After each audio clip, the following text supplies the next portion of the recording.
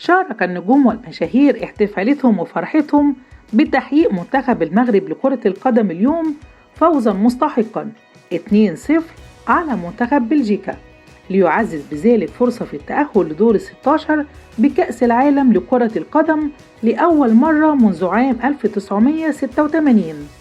حرص المشاهير من مختلف البلدان على مشاركة فرحتهم بهذا الفوز المستحق.